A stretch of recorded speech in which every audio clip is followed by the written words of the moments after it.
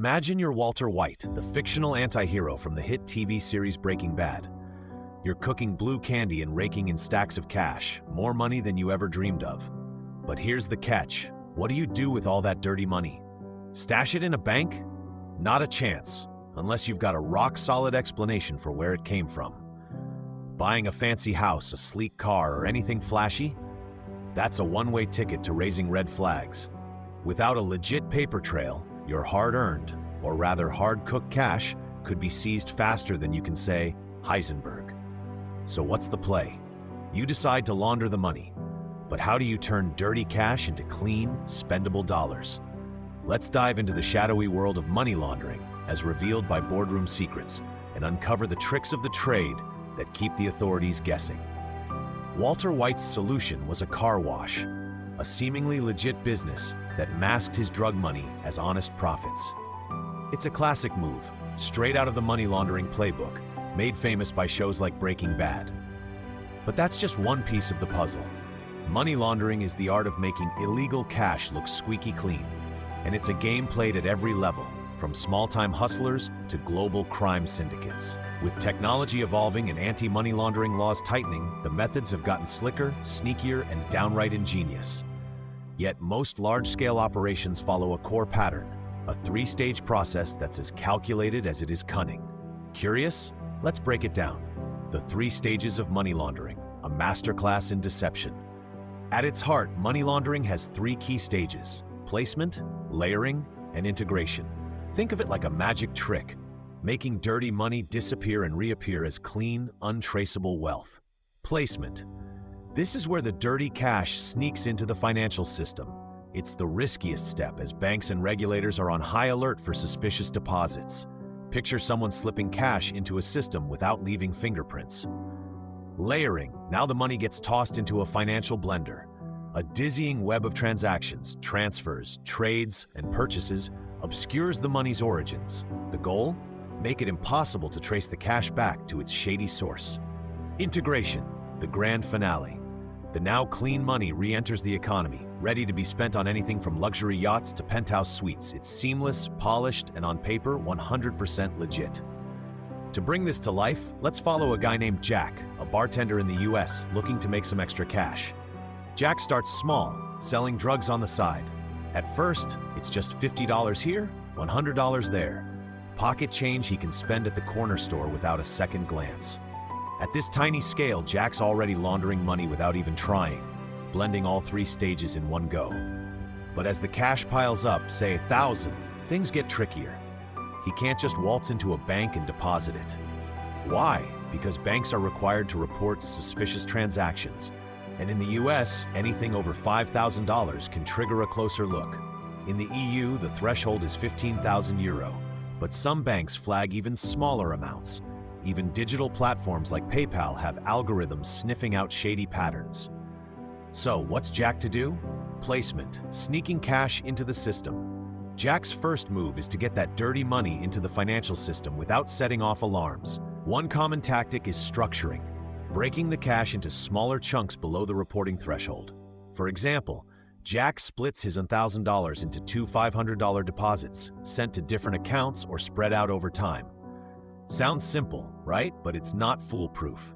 Repeated small deposits can still raise eyebrows, especially if banks share data to comply with anti-money laundering rules. Enter smurfing, a slicker version of structuring. Jack recruits his roommates to help. Each takes $500 in cash, deposits it into their own accounts, and transfers $450 back to Jack, keeping $50 as a fee.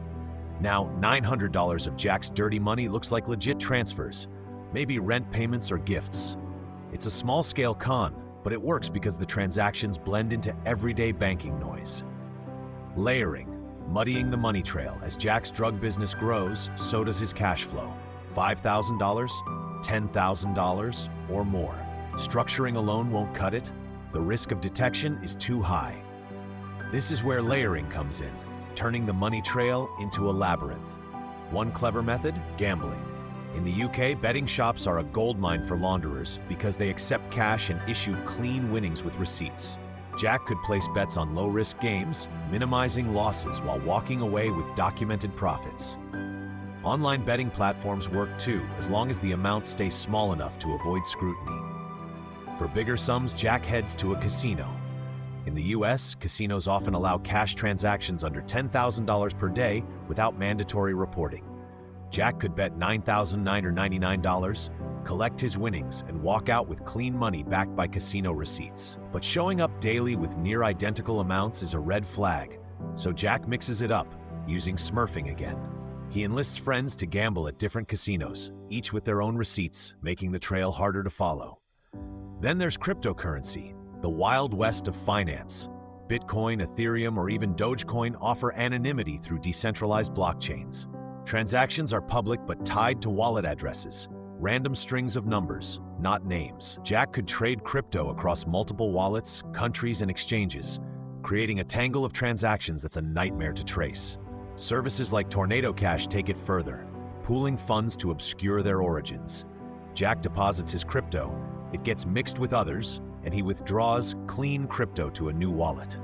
It's like tossing dirty laundry into a communal washer and pulling out a fresh suit. Integration, living the high life legally. Now that Jack's money is clean, it's time for integration. He sets up a front business, a bar, leveraging his bartender experience. Buying a bar outright with drug money would raise questions, so Jack gets creative.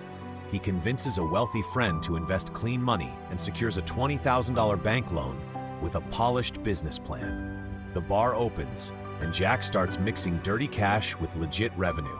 For example, if the bar earns $1,000 a night, Jack adds $1,000 in drug money to the till, reporting $2,000 in sales with fake receipts. The cash gets deposited into the bar's account, looking like honest profits. Jack uses this clean money to pay staff, buy inventory, and expand the business.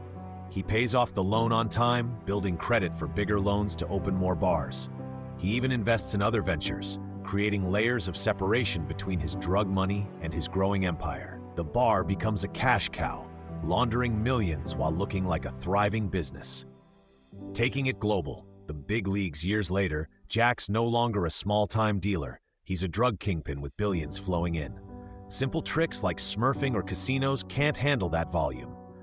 Enter shell companies, businesses that exist mostly on paper. Jack sets up a consulting firm in Panama where he's the hidden owner, shielded by nominee directors and shareholders. The firm sends a $100,000 invoice to one of Jack's bars for consulting services that never happened.